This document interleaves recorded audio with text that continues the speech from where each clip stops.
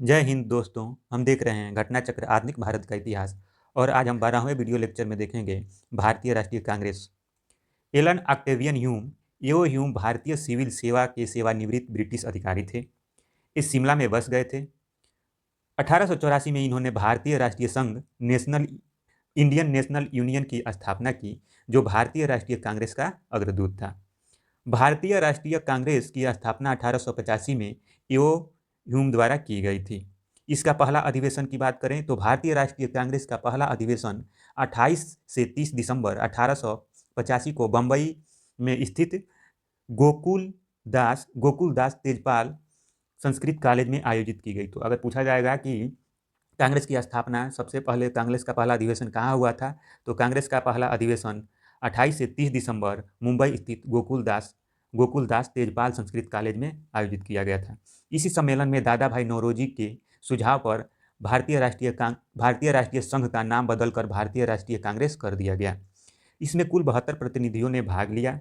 भारतीय राष्ट्रीय कांग्रेस के पहले अधिवेशन की अध्यक्षता व्योमेश चंद्र बनर्जी WC बनर्जी ने की थी तथा इसके प्रथम महासचिव कौन थे, तो अगर पूछा जाए कि भारतीय राष्ट्रीय कांग्रेस का जो पहला अधिवेशन था इसके पहले महासचिव कौन थे, तो एओ ह्यूम थे। भारतीय राष्ट्रीय कांग्रेस की स्थापना 1885 ईस्वी के समय भारत का वायसराय लॉर्ड डफरिन था। तो लॉर्ड डफरिन का कार्यकाल कब से कब तक था, तो लॉर्ड डफरिन का कार्यकाल 1884 से 1888 तक था। उसने कांग्रेस का यह कहकर मजाक उड़ाया था कि यह सूक्ष्मदर्शी अल्पसंख्यकों की संस्था है। कांग्रेस का दूसरा अधिवेशन 1886 में कलकत्ता में हुआ। इसकी अध्यक्षता दादा भाई नौरोजी ने की थी। इसके अतिरिक्त दादा भाई नौरोजी ने 1893 में लाहौर अधिवेशन तथा वर्ष 1906 में कलकत्ता अधिवेशन की अध्यक्षता की।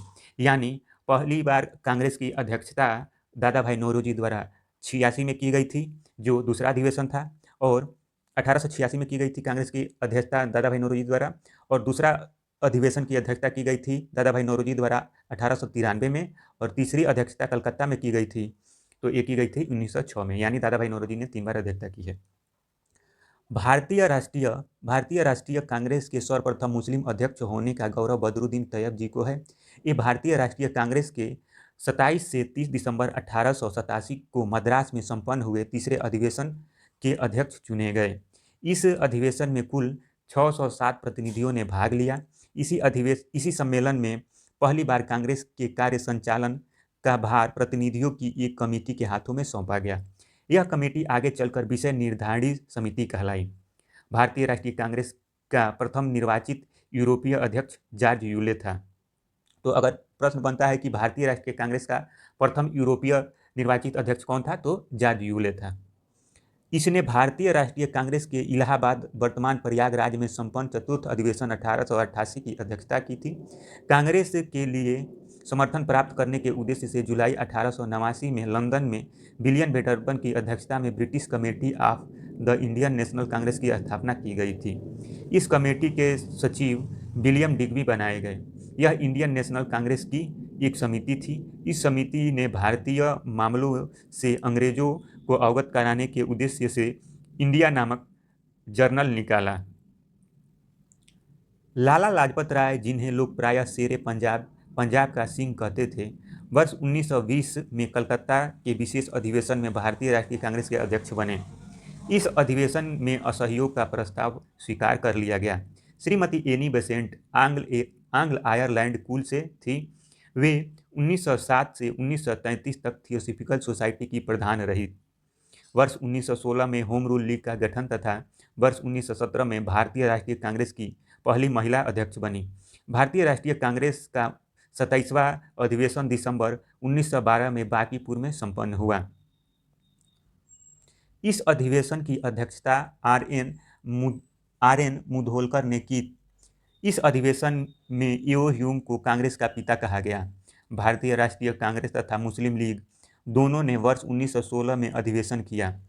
तदनुसार कांग्रेस तथा मुस्लिम लीग के बीच लखनऊ समझौता हुआ, जो कांग्रेस लीग योजना तथा लखनऊ पैक्ट के नाम से जाना जाता है। इस अधिवेशन में उग्रपंथियों को, जिन्हें 9 वर्ष से कांग्रेस से निष्कासित कर दिया गया था, पुनः कांग्रेस में शामिल किया गया। कांग्रेस के लखनऊ अधिवेशन की अध्यक्षता अंबिका चरण मजूमदार ने की थी। भारतीय राष्ट्रीय कांग्रेस के लखनऊ अधिवेशन 1916 में बाल गंगाधर तिलक ने कहा था, स्वराज मेरा जन्मसिद्ध अधिकार है और मैं उसे लेकर रहूँगा। 1888 में सर सैयद अहमद खां और बनारस के राजा शिव प्रसाद सितार ए हिंद राजा शिव प्रसाद सिंह ने एक संयुक्त भारतीय राजभक्त सभा बनाई, जिसका उद्देश्य कांग्रेस के प्रचार को निष्फल करना और लोगों को कांग्रेस से दूर रखना था। वर्ष 1900 में करजन ने कहा था कि कांग्रेस अब लड़खड़ा रही है और जल्द ही गिरने वाली है। मेरा सबसे बड़ा मकसद भी यही है कि मेरे भारत प्रवास के दौरान ही इस पार्टी का अंत हो जाए। भारत की स्वतंत्रता प्राप्ति के बाद महात्मा गांधी ने भारतीय राष्ट्रीय कांग्रेस को समाप्त करने का सुझाव दिया था। लॉर्ड विलिंगटन ने कांग्रेस के 30वें अधिवेशन में भाग लिया। इस दौरान वह बम्बई का गवर्नर था। यह अधिवेशन बम्बई में वर्ष 1915 में आयोजित किया गया। महात्मा गांधी ने केवल एक बार वर्ष 1924 में बेलगांव अधिवेशन की अध्यक्षता की। सरोजिनी नायडू 1879 से 1949 तक प्रख्यात कवियत्री और राष्ट्रवादी नेत्री थी। वर्ष 1925 में कानपुर में हुए भारतीय राष्ट्रीय कांग्रेस के 40वें वार्षिक अधिवेशन में वह कांग्रेस की प्रथम भारतीय महिला अध्यक्ष बनी। तो प्रथम भारतीय महिला अध्यक्ष कौन बनी थी? तो प्रथम भारतीय महिला अध्यक्ष सरोजिनी नायडू बनी थी। वर्ष 1947 से 49 तक यह उत्तर प्रदेश की राज्यपाल भी रही थी। जवाहरलाल नेहरू ने वर्ष 1929 में लाहौर में, अप्रैल 1936 में लखनऊ तथा दिसंबर 1936 में फैजपुर अधिवेशन की अध्यक्षता की। कांग्रेस का 51वां अधिवेशन 19 से 21 फरवरी 1938 के दौरान गुजरात के हरिपुरा में संपन्न हुआ। इस अधिवेशन की अध्यक्षता सुभाष चंद्र बोस ने की थी। इस अधिवेशन में राष्ट्रीय नियोजन समिति का गठन किया गया तथा पंडित जवाहरलाल नेहरू को इसका अध्यक्ष बनाया गया। वर्ष 1940 से 46 तक अबुल कलाम आज़ाद कांग्रेस के अध्यक्ष रहे। जेबी कृपलानी को कांग्रेस के 54वें अधिवेशन नवंबर 1946 में मेरठ में अध्यक्ष चुना गया था तथा वे आज़ादी के समय भी अध्यक्ष रहे। कांग्रेस के 55वें अधिवेशन दिसंबर 1948 जयपुर की अध्यक्षता डॉक्टर पट्टाभी सीतारामैया ने की थी। रविन्द्रनाथ टैगोर द्वारा मूल रूप से बंगला में रचित और संगीतबद्ध जनगण मन के हिंदी संस्करण को संविधान सभा ने भारत के राष्ट्रगान के रूप में 24 फरवरी 1950 को अपनाया था। यह सर्वप्रथम 27 दिसंबर 1911 को भारतीय राष्ट्रीय कांग्रेस के कलकत्ता अधिवेशन में गाया गया था। बाल गंगाधर तिलक ने अंतिम रूप से भारतीय राष्ट्रीय कांग्रेस के अमृतसर अधिवेशन 1919 में भाग लिया था। अब देखते हैं, पहला प्रश्न है, भारतीय राष्ट्रीय कांग्रेस की स्थापना की थी? तो एओ ह्यूम ने की थी। भारतीय राष्ट्रीय कांग्रेस की स्थापना किसने की थी? तो एओ ह्यूम ने की थी। एलन ऑक्टेवियन ह्यूम, एओ ह्यूम भारतीय सिविल सेवा के सेवानिवृत्त ब्रिटिश अधिकारी थे। ये शिमला में बस गए थे। 1884 ईस्वी में इन्होंने भारतीय राष्ट्रीय संघ की स्थापना की, जो कि भारतीय राष्ट्रीय कांग्रेस का अग्रदूत था। कलकत्ता, बम्बई तथा मद्रास का दौरा करने के उपरांत उन्होंने यह घोषणा की कि दिसंबर 1885 में भारतीय राष्ट्रीय संघ का सम्मेलन पुणे में आयोजित किया जाएगा, जिसमें तीनों महाप्रांतों के सभी भागों के शिक्षित प्रतिनिधि शामिल होंगे। लेकिन पुणे में हैजा फैल जाने के कारण सम्मेलन का स्थान बदलकर गोकुल तेजपाल संस्कृत कॉलेज बम्बई कर दिया गया। भारतीय राष्ट्रीय संघ का पहला अधिवेशन 28 से 30 दिसंबर 1885 को हुआ। इस सम्मेलन में दादा भाई नौरोजी के सुझाव पर संगठन का नाम बदलकर भारतीय राष्ट्रीय कांग्रेस कर दिया गया। दूसरा प्रश्न है कि भारतीय राष्ट्रीय कांग्रेस के संस्थापक थे तो एक असैनिक सेवक थे। प्रश्न संख्या 3 है, भारतीय राष्ट्रीय कांग्रेस के संस्थापक कौन थे? तो एओ ह्यूम। भारतीय राष्ट्रीय कांग्रेस के संस्थापक एओ ह्यूम। भारतीय राष्ट्रीय कांग्रेस की स्थापना कब हुई थी? तो भारतीय राष्ट्रीय कांग्रेस की स्थापना वर्ष 1885 में हुई थी। भारतीय राष्ट्रीय कांग्रेस की स्थापना 1885 में एओ ह्यूम द्वारा की गई थी, जो एक अवकाश प्राप्त अंग्रेज अधिकारी थे। इसका पहला अधिवेशन 28 से 30 दिसंबर 1885 को बम्बई स्थित गोकुल दास तेजपाल संस्कृत कॉलेज में आयोजित किया गया। इसमें कुल 72 प्रतिनिधियों ने भाग लिया। भारतीय राष्ट्रीय कांग्रेस के पहले अधिवेशन की अध्यक्षता बिमेश चंद्र बनर्जी WC बनर्जी ने की थी तथा इसके प्रथम महासचिव स्वयं एवो ह्यूम थे। अगला प्रश्न है, भारतीय राष्ट्रीय कांग्रेस के प्रथम अधिवेशन में कितने प्रतिनिधियों ने भाग लिया था? तो भारतीय राष्ट्रीय कांग्रेस के प्रथम अधिवेशन में 72 प्रतिनिधियों ने भाग लिया था। प्रश्न संख्या 6 है, भारतीय राष्ट्रीय कांग्रेस का पहला अधिवेशन कहाँ हुआ था? तो ये मुंबई में हुआ था। पहला अधिवेशन मुंबई में हुआ था। भारतीय राष्ट्रीय कांग्रेस के पहले अध्यक्ष थे, तो पहले अध्यक्ष WC बनर्जी थे। भारतीय राष्ट्रीय कांग्रेस के पहले अध्यक्ष WC बनर्जी थे। प्रश्न संख्या 8 है, इनमें से किसने भारतीय राष्ट्रीय कांग्रेस के प्रथम वार्षिक अधिवेशन की अध्यक्षता की थी? तो WC बनर्जी ने प्रथम कांग्रेस की अधिवेशन की अध्यक्षता की थी। प्रश्न संख्या 9 है, 1885 में इंडियन नेशनल कांग्रेस का अध्यक्ष था, तो WC बनर्जी।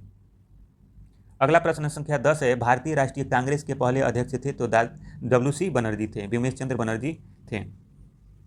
अगला प्रश्न है, प्रश्न संख्या 11, निम्नलिखित में से कौन भारतीय राष्ट्रीय कांग्रेस का प्रथम अध्यक्ष था? तो एओ ह्यूम। प्रश्न संख्या 12 है, यहाँ चयन करना है, भारतीय राष्ट्रीय कांग्रेस की स्थापना के बारे में निम्नलिखित में से कौन सा सही है, इसके बारे में देखना है। तो इसमें पहला कथन है कि भारतीय इंडियन नेशनल कांग्रेस का गठन 1885 में हुआ था, तो ये कथन क्या है? सही है। भारतीय राष्ट्रीय कांग्रेस के पहले अध्यक्ष WC बनर्जी थे, ये भी कथन क्या है? सही है। तो 1 और 2 दोनों सही है, ऑप्शन सी हो जाएगा यहाँ पे। प्रश्न संख्या 13 है, 1885 में WC बनर्जी द्वारा इंगित भारतीय राष्ट्रीय कांग्रेस का निम्नलिखित कौन सा उद्देश्य था? नहीं था पूछा गया है। तो जो उद्देश्य था वो देख लेते हैं पहले। तो इसका उद्देश्य था देश हितों की रक्षा करने वाले भारतीयों के बीच संपर्क और मित्रता बढ़ाना। तो इसका उद्देश्य क्या था? कांग्रेस का उद्देश्य कि देश हित की रक्षा करने वाले भारतीयों के बीच संपर्क बढ़ाना, देशवासियों के बीच जाति संप्रदाय तथा प्रांतीय पक्षपातों की भावना को दूर करने और उनमें राष्ट्रीय एकता की भावना को विकसित करना। तो ये भी उद्देश्य राष्ट्रीय कांग्रेस का था। और राष्ट्रीय कांग्रेस का उद्देश्य एक ये भी था कि यह निर्धारित करना कि आगामी वर्षों में भारतीय लोकहित के लिए किस दिशा और किस आधार पर कार्य किया जाए। तो ये भी हित था। लेकिन जो यहाँ स्टेटमेंट सी है कि शिक्षित वर्ग की पूर्ण सम्मति से महत्वपूर्ण और आवश्यक सामाजिक विचारों को प्रकट करना, यह उद्देश्य नहीं था। ऑप्शन सी इसमें हो जाएगा। व्याख्या देख लेते हैं इसका। 1885 में बिमेश चंद्र बनर्जी द्वारा इंगित भारतीय राष्ट्रीय कांग्रेस के प्रथम अधिवेशन के निम्नलिखित उद्देश्य बताए गए थे। तो पहला उद्देश्य था इसमें कि देश के हितों की रक्षा करने वाले भारतीयों के बीच संपर्क और मित्रता बढ़ाना। दूसरा उद्देश्य था देशवासियों के बीच जाति संप्रदाय तथा प्रांतीय पक्षपातों की भावना को दूर करके उनमें राष्ट्रीय एकता की भावना को विकसित करना। इसमें तीसरा उद्देश्य था भारत के सभी वर्गों एवं समुदायों को एकत्र करके उनमें एक राष्ट्र की भावना उत्पन्न करना। चौथा था जनता की मांग का सूत्रीकरण और उनका प्रस्तुतिकरण करना। ज्ञातव्य है कि सामाजिक मुद्दों को प्रारंभ में कांग्रेस के मंच से नहीं उठाए जाने का प्रावधान या व्यवस्था थी। अगला प्रश्न संख्या 14 है, भारतीय राष्ट्रीय आंदोलन के प्रथम चरण में कांग्रेस को निम्न में से कौन सी मांग नहीं थी? क्या है कि भारतीय राष्ट्रीय आंदोलन के प्रथम चरण में कांग्रेस की निम्न में से कौन सी मांग नहीं थी? तो कार्यपालिका और न्यायपालिका का एकीकरण यह मांग नहीं था। अगर मांगों में देखा जाए तो कौन कौन से मांग शामिल थे? तो मांग शामिल थे लेजिस्लेटिव काउंसिल के सदस्यों में वृद्धि करना, ये राष्ट्रीय कांग्रेस के प्रथम चरण में मांग थे। काउंसिल में जनप्रतिनिधियों की संख्या वृद्धि करना, ये भी मांग किया गया था। और कार्यपालिका एवं न्यायपालिका का पृथक्करण ये मांग था और एकीकरण मांग नहीं था।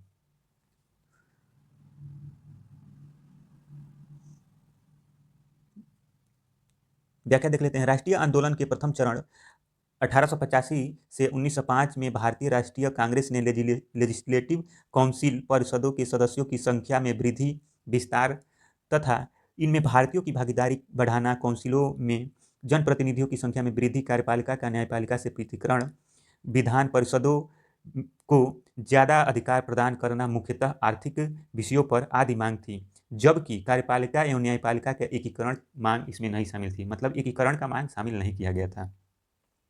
अगला प्रश्न है, भारतीय राष्ट्रीय कांग्रेस का 1885 में महासचिव कौन थे? तो एओ ह्यूम थे। भारतीय राष्ट्रीय कांग्रेस के 1885 में महासचिव एओ ह्यूम थे। इन्होंने ही कांग्रेस का गठन किया। WC बनर्जी 1885 में कांग्रेस के प्रथम अधिवेशन के अध्यक्ष थे। प्रश्न संख्या 16 है, भारतीय राष्ट्रीय कांग्रेस की स्थापना के समय भारत का वायसराय कौन था? तो लॉर्ड डफरिन था। भारतीय राष्ट्रीय कांग्रेस की स्थापना के समय 1885 के समय भारत का वायसराय लॉर्ड डफरिन कार्यकाल 1884 से 1888 था। उसने कांग्रेस को का यह कहकर मजाक उड़ाया था कि यह सूक्ष्मदर्शी अल्पसंख्यकों की संस्था है। धताव्य है कि लॉर्ड डफरिन के कार्यकाल में भारतीय राष्ट्रीय कांग्रेस की स्थापना को एक महत्वपूर्ण घटना माना जाता है। प्रश्न संख्या 17 है, निम्न गवर्नर जनरलों में से किसने कांग्रेस के अत्यधिक अल्पसंख्यकों लोगों की प्रतिनिधित्व करने वाली कहकर उपहास उड़ाया था? तो यह उड़ाया था डफरिन ने उड़ाया था, इसका मजाक उड़ाया था कि डफरिन कहता था कि यह अत्यधिक अल्पसंख्यक लोगों की प्रतिनिधित्व करती है। अगला प्रश्न है, 1885 में भारतीय राष्ट्रीय कांग्रेस की स्थापना के समय गवर्नर जनरल कौन था? तो लॉर्ड डफरिन था।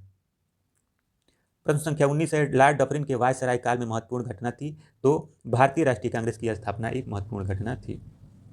प्रश्न संख्या 20 है, किसने कांग्रेस को सूक्ष्मदर्शी अल्पसंख्यक जनता का प्रतिनिधि बताते हुए उसका मजाक उड़ाया था? तो ये मजाक लॉर्ड डफरिन ने उड़ाया था। प्रश्न संख्या 21 है, निम्नलिखित में से कौन भारतीय राष्ट्रीय कांग्रेस की स्थापना अधिवेशन में उपस्थित नहीं था? तो सुरेंद्र नाथ बनर्जी उपस्थित नहीं थे। व्याख्या देख लेते हैं। 1876 में बंगाल के युवा राष्ट्रवादियों ने सुरेंद्र नाथ बनर्जी और आनंद मोहन बोस के नेतृत्व में इंडियन एसोसिएशन का गठन किया। दिसंबर 1883 में इंडियन एसोसिएशन ने भारतीय राष्ट्रीय सम्मेलन इंडियन नेशनल कॉन्फ्रेंस का आयोजन किया।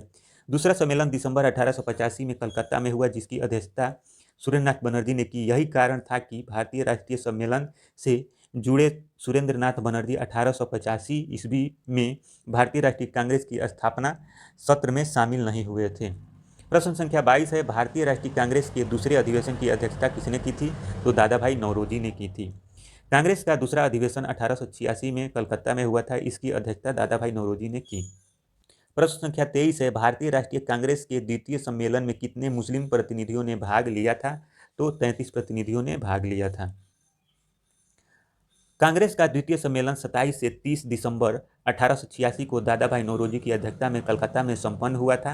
कांग्रेस के दूसरे अधिवेशन में कुल 436 पंजीकृत प्रतिनिधियों ने भाग लिया था। कांग्रेस के प्रथम सम्मेलन, जहां मुस्लिम प्रतिनिधियों की संख्या 2 थी, प्रथम अधिवेशन में मुस्लिम प्रतिनिधियों की संख्या कितनी थी? 2। वहीं दूसरे सम्मेलन में 33 और तीसरा सम्मेलन 1887 में हुआ था 81 तथा चौथे सम्मेलन जो 1888 में हुआ था उसमें 221 पहुंच गई। प्रश्न संख्या 24 है, कांग्रेस के समर्थन प्राप्त करने के लिए 1889 में एक समिति स्थापित की गई। निम्न में से उस समिति के सभापति कौन थे? तो सर डब्ल्यू वेडरबर्न थे। कौन से? सर डब्ल्यू वेडरबर्न थे। कांग्रेस के लिए समर्थन प्राप्त करने के उद्देश्य से जुलाई 1889 ईस्वी में लंदन में सर डब्ल्यू वेडरबर्न की अध्यक्षता में British committee of Indian national Congress की स्थापना की गई। इस कमेटी के सचिव विलियम डिग्बी बनाए गए। यह इंडियन नेशनल कांग्रेस की एक समिति थी। इस समिति ने भारतीय मामलों से अंग्रेजों को अवगत कराने के उद्देश्य से इंडिया नामक जर्नल निकाला। प्रश्न संख्या 25 है, भारतीय राष्ट्रीय कांग्रेस के प्रथम मुस्लिम अध्यक्ष कौन थे? तो बदरुद्दीन तैयबजी थे। बदरुद्दीन तैयबजी पहले मुस्लिम अध्यक्ष थे। भारतीय राष्ट्रीय कांग्रेस के सर्वप्रथम मुस्लिम अध्यक्ष होने का गौरव बदरुद्दीन तैयबजी को है। ये भारतीय राष्ट्रीय कांग्रेस के 27 से 30 दिसंबर 1887 को मद्रास में संपन्न हुए तीसरे अधिवेशन के अध्यक्ष पद के लिए चुने गए। प्रश्न संख्या 26 है, भारतीय राष्ट्रीय कांग्रेस के पहला मुस्लिम अध्यक्ष कौन था? तो भारतीय राष्ट्रीय कांग्रेस का पहला मुस्लिम अध्यक्ष बदरुद्दीन तैयबजी। अगला प्रश्न, भारतीय राष्ट्रीय कांग्रेस के पहले मुस्लिम अध्यक्ष कौन थे? तो बदरुद्दीन तैयबजी। प्रश्न संख्या 28 है, भारतीय राष्ट्रीय कांग्रेस के द्वितीय मुस्लिम अध्यक्ष कौन थे? तो द्वितीय मुस्लिम अध्यक्ष रहमतुल्लाह मोहम्मद सयानी थे। द्वितीय मुस्लिम अध्यक्ष पूछेगा तो कौन हो जाएंगे? रहमतुल्लाह मोहम्मद सयानी थे।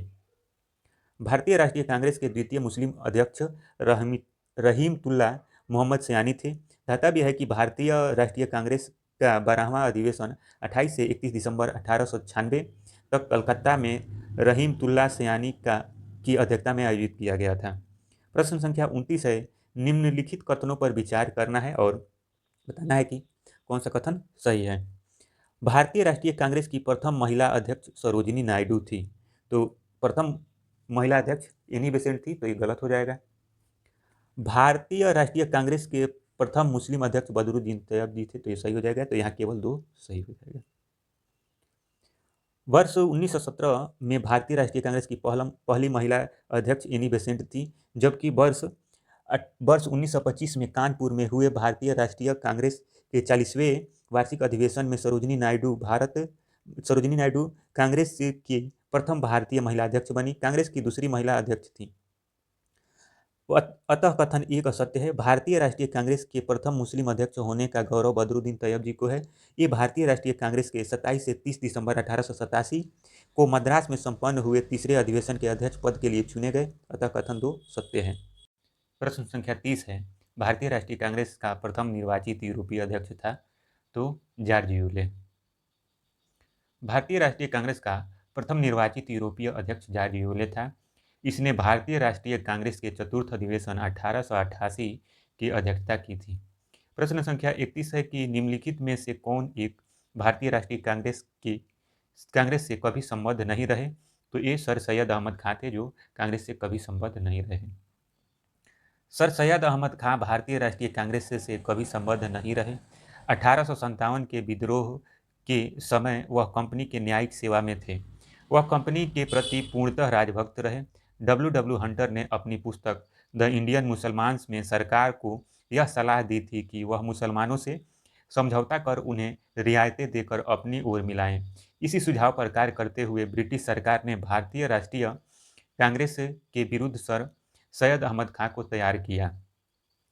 कभी कभी हिंदू मुस्लिम एकता के हिमायती रहे सर सैयद अहमद खां कांग्रेस के प्रबल शत्रु बन गए। कांग्रेस के प्रति निष्ठा व्यक्त करने के लिए उन्होंने राजभक्त मुसलमान पत्रिका का प्रकाशन आरंभ किया तथा बनारस के राजा शिव प्रसाद सितारे हिंद शिव प्रसाद सिंह के सहयोग से संयुक्त भारतीय राजभक्त सभा की स्थापना की। उन्होंने अपने विचारों का प्रचार तहजीब उल अखलाक नामक पत्रिका द्वारा किया। तो उन्होंने अपने विचारों का प्रचार किससे किया था, तो तहजीब उल अखलाक पत्रिका से किया था। अलीगढ़ में उन्होंने एक मोहम्मडन एंग्लो ओरिएंटल स्कूल की स्थापना की, जहां पाश्चात्य विषय तथा विज्ञान और मुस्लिम धर्मशास्त्र दोनों ही पढ़ाए जाते थे। प्रश्न संख्या 32 है, निम्नलिखित में से कौन भारतीय राष्ट्रीय कांग्रेस का अध्यक्ष कभी नहीं चुना जा सका, तो बाल गंगाधर तिलक भारतीय राष्ट्रीय कांग्रेस के अध्यक्ष कभी नहीं बने। लाला लाजपत राय जिन्हें जिन्हें लोग प्रायः शेरे पंजाब का सिंह कहते थे, वर्ष 1920 में 20 में कलकत्ता के अधिवेशन में भारतीय राष्ट्रीय कांग्रेस के अध्यक्ष बने। वे अनहैप्पी इंडिया के लेखक थे। Shrimati Annie Besant Anglo Ireland से थी। वे वर्ष 1907 से 1933 तक थियोसॉफिकल सोसाइटी की प्रधान रहीं। वर्ष 1916 में होम रूल लीग का गठन किया गया तथा वर्ष 1917 में भारतीय राष्ट्रीय कांग्रेस की पहली महिला अध्यक्ष बनी। मोतीलाल नेहरू वर्ष 1919 और वर्ष 1928 में कांग्रेस के अध्यक्ष रहे तथा जनवरी 1923 में उन्होंने स्वराज पार्टी का गठन किया। तिलक महाराष्ट्र के चित्पावन ब्राह्मण थे। उन्होंने केसरी तथा मराठा का संपादन किया और स्वराज मेरा जन्मसिद्ध अधिकार है का प्रसिद्ध नारा दिया, किंतु वे कांग्रेस के अध्यक्ष कभी नहीं रहे। प्रश्न संख्या 33 है, भारतीय राष्ट्रीय कांग्रेस की प्रथम महिला अध्यक्ष थी, तो भारतीय राष्ट्रीय कांग्रेस की पहली महिला अध्यक्ष एनी बेसेंट थी। अगर भारतीय पूछा जाता है कि भारतीय राष्ट्रीय कांग्रेस की प्रथम भारतीय महिला अध्यक्ष कौन थी, तो ये हो जाएंगे सरोजिनी नायडू।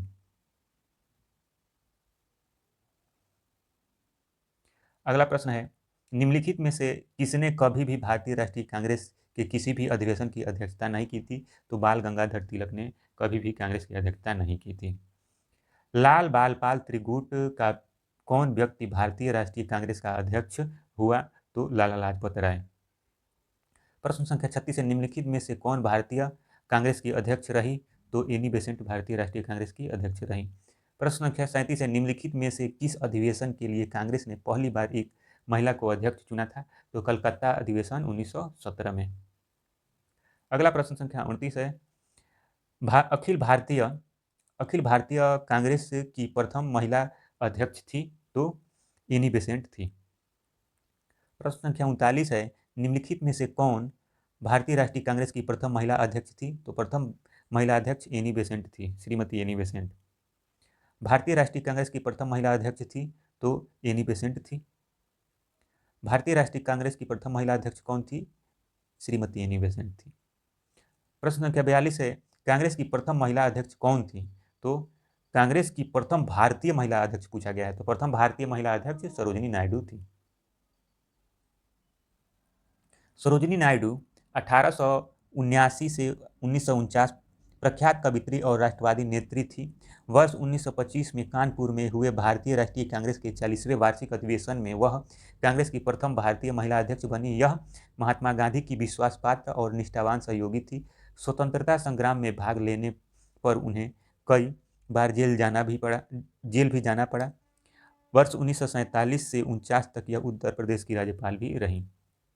प्रश्न संख्या 43 है, इंडियन नेशनल कांग्रेस की प्रथम भारतीय महिला अध्यक्ष कौन थी? सरोजिनी नायडू। प्रश्न संख्या 44 है, यहाँ विचार करना है।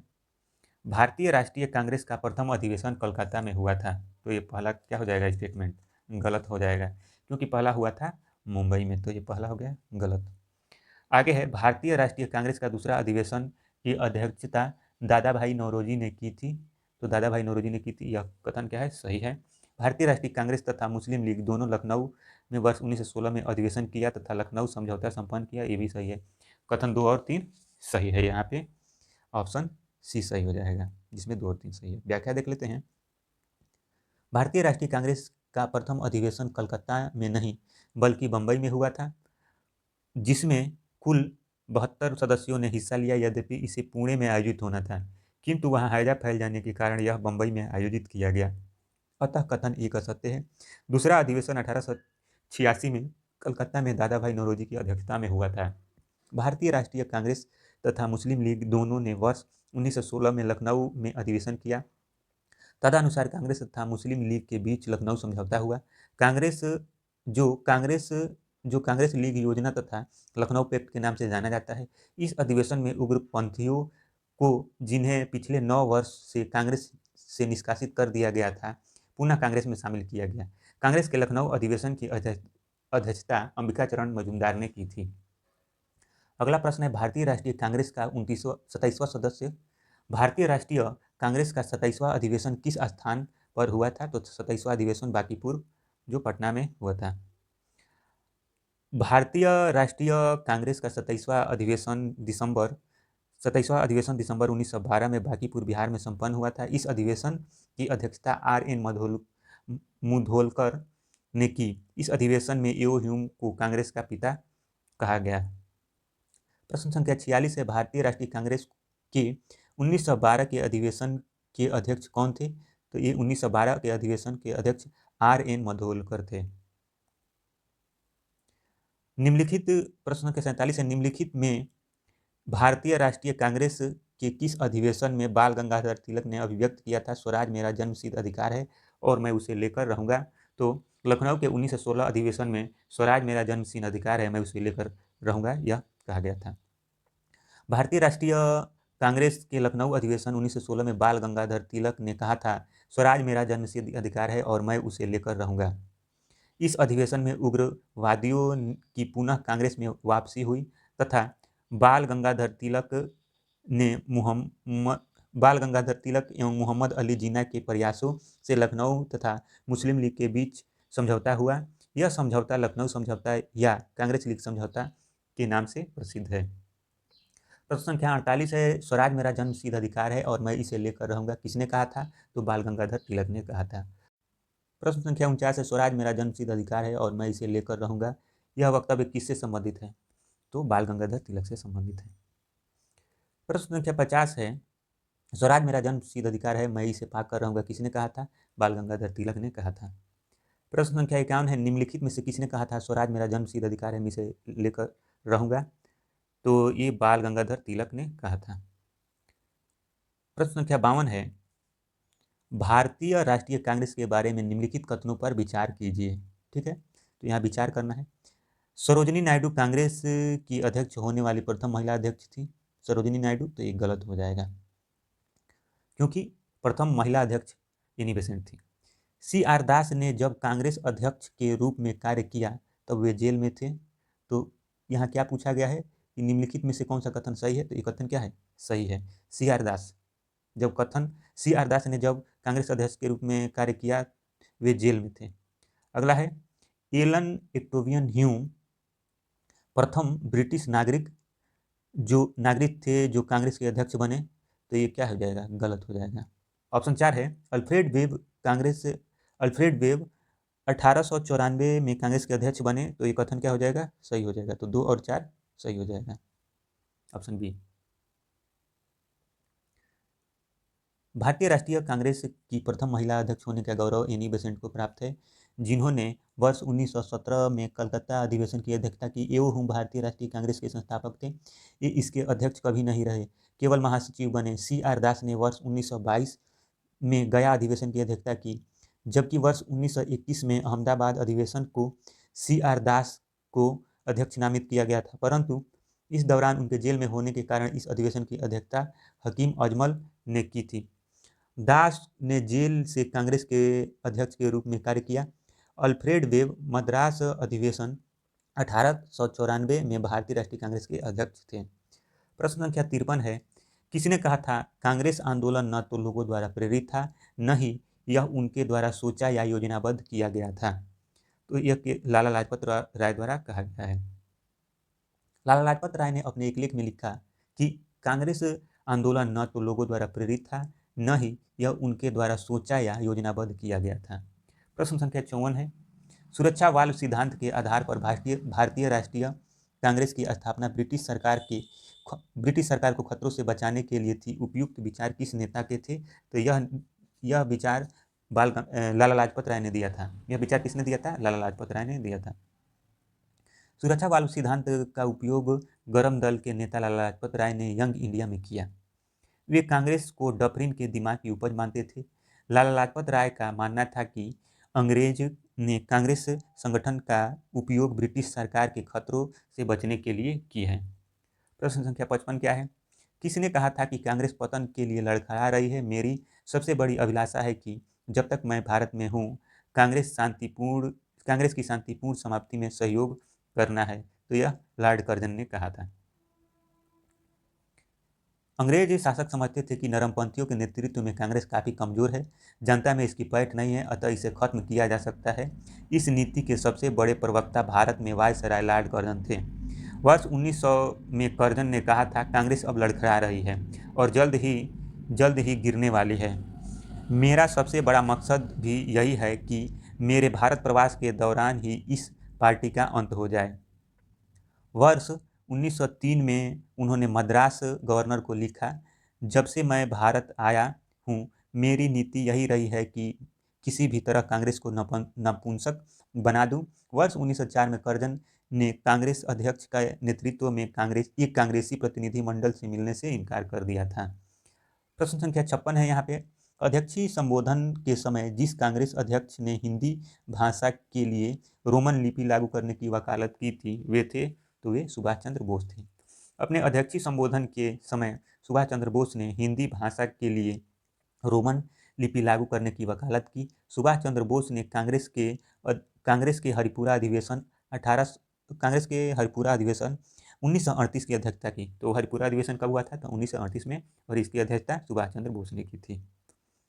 प्रश्न संख्या 57 है, भारत के स्वतंत्र प्राप्ति के बाद निम्नलिखित में से किसने सुझाव दिया था कि भारतीय राष्ट्रीय कांग्रेस को समाप्त कर दिया जाए, तो महात्मा गांधी ने यह सुझाव दिया था। भारत की स्वतंत्रता प्राप्ति के बाद महात्मा गांधी ने भारतीय राष्ट्रीय कांग्रेस को समाप्त करने का सुझाव दिया था। प्रश्न संख्या 58 है, अमृतसर के भारतीय राष्ट्रीय कांग्रेस अधिवेशन 1919 के प्रस्ताव के अनुसार महात्मा गांधी द्वारा कांग्रेस का नया संविधान लिखने हेतु निम्नलिखित में से किन्हें उनके सहयोग हेतु चुना गया था। तो महात्मा गांधी के सहयोग हेतु किन किन को चुना गया था, तो ये चुना गया था एनसी केलकर को चुना गया था और आईबी सेन को चुना गया था। 2 लोगों को चुना गया था, यानी ऑप्शन ए सही हो जाएगा यहाँ पे। तो गांधी जी का सहयोग कौन कौन करने के लिए चुने गए थे, तो एनसी केलकर और आईबी सेन चुने गए थे। व्याख्या देख लेते हैं। कांग्रेस के संविधान लिखने हेतु महात्मा गांधी, बीजी तिलक, CR दास सहयोग चाहते थे, किंतु कार्याधिक हेतु ये नेता उपलब्ध नहीं हो सके। इन शीर्ष नेताओं के स्थानापन्न के रूप में उन्हीं नेताओं के कनिष्ठ सहयोगी एनसी केलकर, कौन, एनसी केलकर और आईवी सेन को कांग्रेस संविधान के लेखन में महात्मा गांधी के सहयोग हेतु चुना गया। प्रश्न संख्या 59 है, कांग्रेस के एक अधिवेशन में एक गवर्नर जनरल ने भाग लिया था। उक्त गवर्नर जनरल तथा अधिवेशन निम्नलिखित में से कौन सा था? तो इसमें भाग लिया था लॉर्ड विलिंगटन ने बंबई में 1915 में भाग लिया था। लॉर्ड विलिंगटन ने बंबई में 1915 में भाग लिया था। लॉर्ड विलिंगटन ने कांग्रेस के बंबई अधिवेशन में भाग लिया था। इस दौरान बंबई का गवर्नर था। यह अधिवेशन बंबई में 1915 में आयोजित किया गया था। धातव्य है कि तब विलिंगटन गवर्नर जनरल नहीं था। भारत के गवर्नर जनरल एवं वायसराय के रूप में उसका कार्यकाल 1931 से 1936 तक है। प्रश्न संख्या 60 है, भारतीय राष्ट्रीय कांग्रेस के निम्नलिखित अधिवेशनों में से किसकी अध्यक्षता सी विजय राघवाचार्य ने की थी? तो नागपुर अधिवेशन 1920, नागपुर अधिवेशन 1920 में सी विजय राघवाचार्य ने भारतीय राष्ट्रीय कांग्रेस के नागपुर अधिवेशन 1920 की अध्यक्षता की थी। लखनऊ अधिवेशन 1916 की अध्यक्षता अंबिकाचरण मजूमदार ने की थी, जबकि गया अधिवेशन 1922 की अध्यक्षता चित्तरंजन दास ने की थी। नागपुर अधिवेशन 1920 में ही सदस्यता शुल्क 4 आना किया गया ताकि गरीब से गरीब व्यक्ति भी कांग्रेस से जुड़ सके। प्रश्न संख्या 61 है, निम्नलिखित में से किस अधिवेशन में कांग्रेस ने पहली बार भारतीय रियासतों के प्रति अपनी नीति घोषित की? तो नागपुर अधिवेशन में नीति घोषित की थी। वर्ष 1920 में भारतीय राष्ट्रीय कांग्रेस ने अपने नागपुर अधिवेशन में रियासतों के प्रति अपनी नीति की घोषणा करते हुए उसके शासकों से यह मांग की कि प्रजा को पूर्ण उत्तरदायी सरकार दी जाए। प्रश्न संख्या 62 है, निम्नलिखित कथनों में से कौन सा कथन सत्य है? कांग्रेस के नागपुर सत्र 1920 के पश्चात प्रांतीय कांग्रेस समितियों का गठन भाषाई आधार पर किया गया। पहला कथन सही है, कथन ए सही है। वर्ष 1948 में कांग्रेस ने भाषाई आधार पर प्रांतों का गठन की मांग को अस्वीकार कर दिया, ये भी सही है। ए और बी दोनों सही हो जाएगा। ऑप्शन यहाँ पे ए और बी दोनों डी में है, ये सही हो जाएगा। वर्ष 1920 के कांग्रेस सत्र में भाषाई आधार पर प्रांतीय कांग्रेस समितियों के गठन को मंजूरी प्रदान की गई, लेकिन स्वतंत्रता उपरांत वर्ष 1948 के भाषा के आधार पर प्रांतों के पुनर्गठन की मांग को कांग्रेस ने ठुकरा दी थी। प्रश्न संख्या 63 है, वर्ष 1922 में गया के इंडियन नेशनल कांग्रेस के अधिवेशन के अध्यक्ष थे? तो चित्तरंजन दास थे। वर्ष 1922 में जेल से छूटने के बाद चित्तरंजन दास CR दास को गया के कांग्रेस सम्मेलन में निर्वाचित अध्यक्ष घोषित किया गया।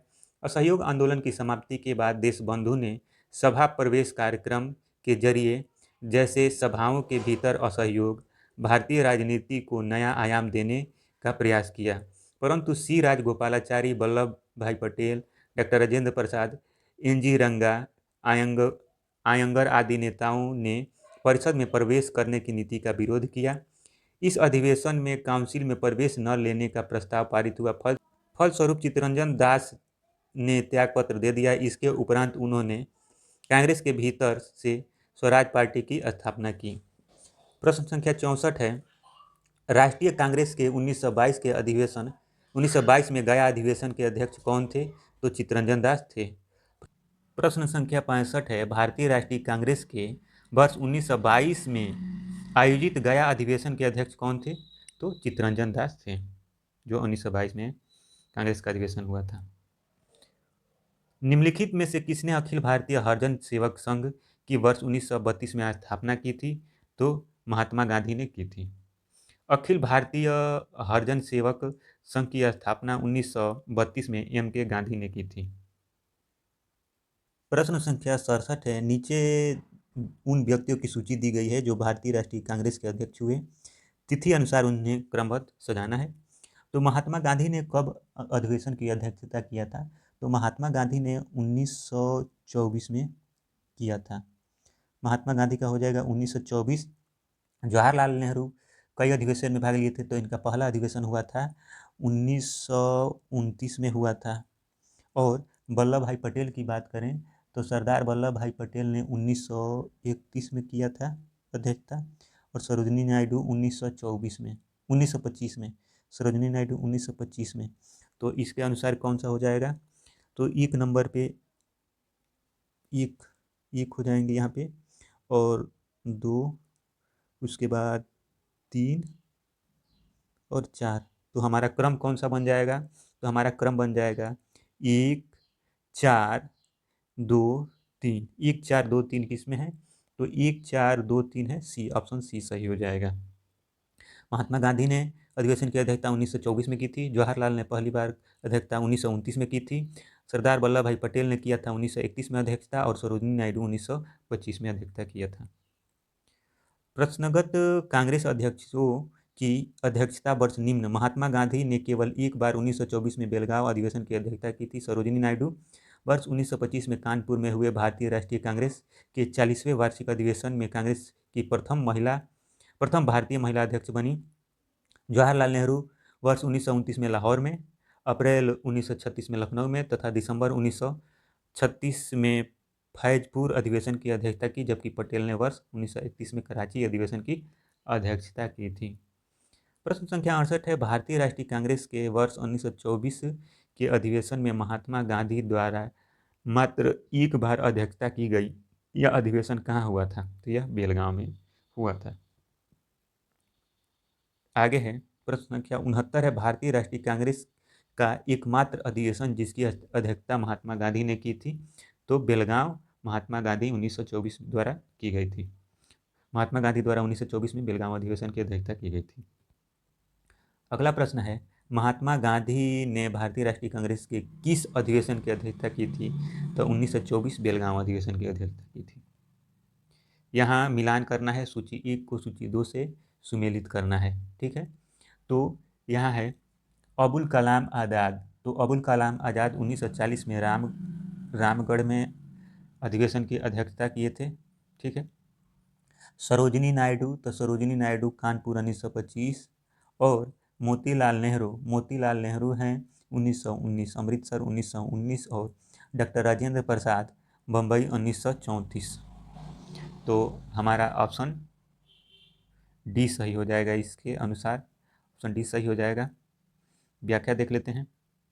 अध्यक्ष हैं और भारतीय राष्ट्रीय कांग्रेस की सभा, तो मोतीलाल नेहरू ने अमृतसर 1919 में अध्यक्षता की थी, सरोजिनी नायडू ने कानपुर में 1925 में की थी, डॉक्टर राजेंद्र प्रसाद ने कांग्रेस की अध्यक्षता 1934 में की थी, अबुल कलाम आज़ाद ने रामगढ़ में 1940 में की थी। प्रश्न संख्या 72 है, उत्तर प्रदेश के विभिन्न स्थानों में आयोजित भारतीय राष्ट्रीय कांग्रेस के अधिवेशनों के संदर्भ में यहाँ भी मिलान करना है। तो मेरठ अधिवेशन कब हुआ था, मेरठ अधिवेशन 1946 में हुआ था, कानपुर अधिवेशन 1925 में हुआ था, लखनऊ अधिवेशन 1916 में हुआ था, और बनारस अधिवेशन 1905 में हुआ था। तो ऑप्शन कौन सा सही हो जाएगा, सी हो जाएगा। एक बार देख लेते हैं व्याख्या। मेरठ अधिवेशन 1946, कानपुर अधिवेशन 1925, लखनऊ अधिवेशन 1916 और बनारस अधिवेशन 1905। प्रश्न संख्या 73 है, निम्नलिखित में से किस भारतीय राष्ट्रीय कांग्रेस के अधिवेशन में जवाहरलाल नेहरू ने समाजवाद को भारत की समस्याओं को हल करने की कुंजी बताया था, तो लखनऊ अधिवेशन में बताया था। वर्ष 1936 के कांग्रेस के लखनऊ अधिवेशन में जवाहरलाल नेहरू ने समाजवाद को भारत की समस्याओं को हल करने की कुंजी बताया।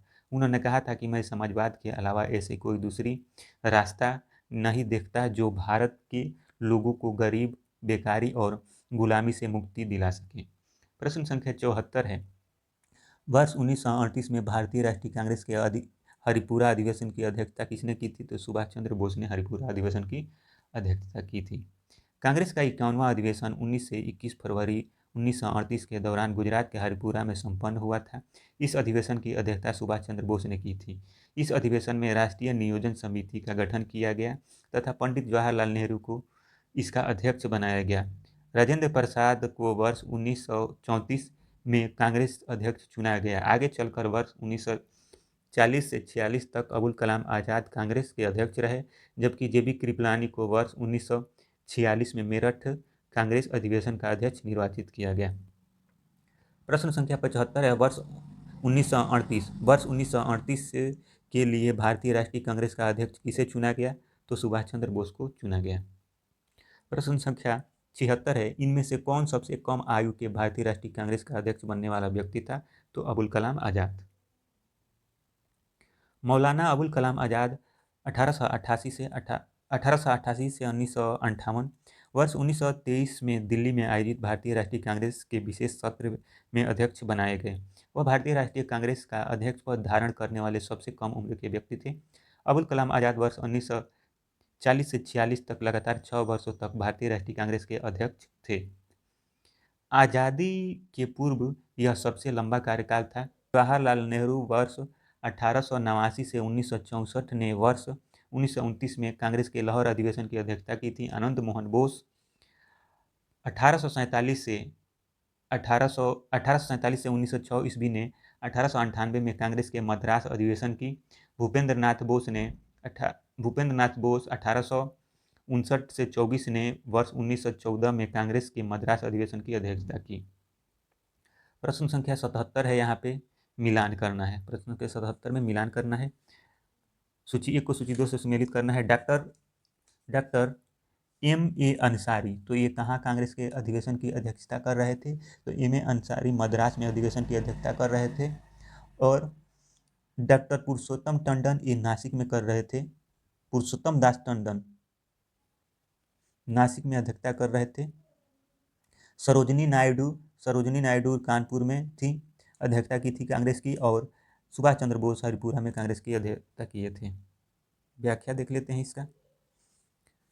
हरिपुरा कांग्रेस अधिवेशन 1938 की अध्यक्षता सुभाष चंद्र बोस ने। नासिक अधिवेशन 1950 की अध्यक्षता पुरुषोत्तम दास टंडन ने। मद्रास अधिवेशन 1927 की अध्यक्षता डॉक्टर M.A. अंसारी एवं कानपुर अधिवेशन 1925 की अध्यक्षता सरोजिनी नायडू ने की थी। प्रश्न संख्या 78 है, निम्नलिखित में से कौन लगातार 6 वर्ष तक भारतीय राष्ट्रीय कांग्रेस का अध्यक्ष रहा? तो अबुल कलाम आज़ाद रहे थे। अबुल कलाम आज़ाद वर्ष 1940 से 46 तक लगातार 6 वर्षों तक भारतीय राष्ट्रीय कांग्रेस के अध्यक्ष रहे। आज़ादी से पूर्व यह सबसे लंबा कार्यकाल था।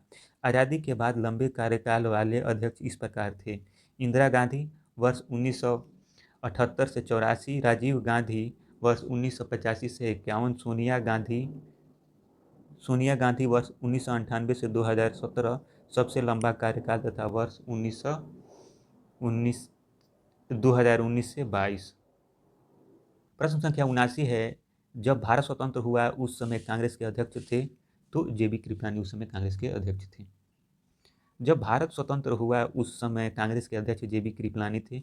उन्होंने कांग्रेस के 54वें नवंबर 1946 में मेरठ का अध्यक्ष चुना गया तथा वे आज़ादी के समय भी अध्यक्ष रहे। कांग्रेस के 55वें अधिवेशन दिसंबर 1948 जयपुर की अध्यक्षता डॉक्टर पट्टाभी सीतारामैया ने की थी। महात्मा गांधी ने बेलगांव अधिवेशन 1924, जवाहरलाल नेहरू ने लाहौर, लखनऊ एवं फैजपुर क्रमशः दिसंबर 1929, अप्रैल 1936 एवं दिसंबर 1936 तथा सरदार पटेल ने कराची में मार्च 1931 में अधिवेशन की अध्यक्षता की थी। प्रश्न संख्या 80 है, भारत के विभाजन के समय भारतीय राष्ट्रीय कांग्रेस का अध्यक्ष कौन था? तो JB कृपलानी थे। प्रश्न संख्या 81 है, जनगण मन पहली बार गाया गया था? तो जनगण मन पहली बार गाया गया तो भारतीय राष्ट्रीय कांग्रेस अधिवेशन 1911 में। अगला है, व्याख्या देख लेते हैं। रविन्द्रनाथ टैगोर द्वारा मूल रूप से बांग्ला में रचित संगीतबद्ध जनगण मन के हिंदी संस्करण को संविधान सभा ने भारत के राष्ट्रगान के रूप में 24 जनवरी 1950 को अपनाया। यह सर्वप्रथम दिसंबर 1911 में भारतीय राष्ट्रीय कांग्रेस के कलकत्ता अधिवेशन में गाया गया था। प्रश्न संख्या 82 है, भारतीय राष्ट्रीय कांग्रेस का अंतिम अधिवेशन जिसमें बाल गंगाधर तिलक ने भाग लिया था? तो अमृतसर अधिवेशन 1919। बाल गंगाधर तिलक ने अंतिम रूप से भारतीय राष्ट्रीय कांग्रेस के अमृतसर अधिवेशन 1919 में भाग लिया था। इन्होंने मॉन्टेग्यू चेम्सफोर्ड सुधारों के तहत होने वाले विधायिका के चुनावों के बहिष्कार करने की महात्मा गांधी की नीति का विरोध किया। तिलक ने उत्तरदायी सहयोग की नीति को अपनाने की सलाह दी। 1 अगस्त 1920 को तिलक का देहांत हो गया था।